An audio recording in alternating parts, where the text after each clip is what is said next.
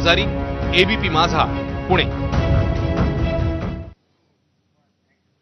तर पुण्यामध्ये मुख्यमंत्री देवेंद्र फडणवीसांनी आज गणबोटे आणि जगदाळे कुटुंबियांची सांत्वनपर भेट घेतली।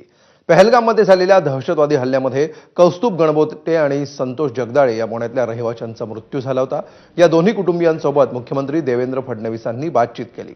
हल्ल्यामध्ये मृत्यू झालेल्या 6 जणांच्या कुटुंबियांना राज्य सरकार मदत करणार असल्याचं फडणवीसांनी सांगितलंय।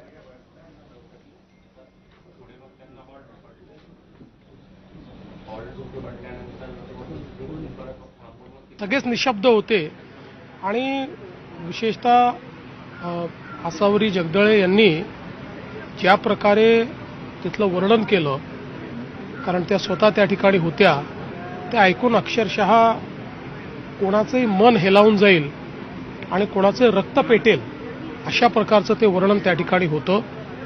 खरं म्हणजे गणबोटे आणि जगदाळे या परिवारासोबत जे काही झालंय ते अनाकलनीय अशा प्रकारचं आहे आणि मला असं वाटतं की त्यांचा अनुभव त्यांचा ऐकल्यानंतर आतंकवादाशी लढण्याचा जो आपला निर्धार आहे तो अजून मजबूत झालेला आहे। पुढची बातमी शरद पवारांची। पहलगाम दहशतवादी हल्ल्याबद्दल पवारांनी केलेल्या वक्तव्यानंतर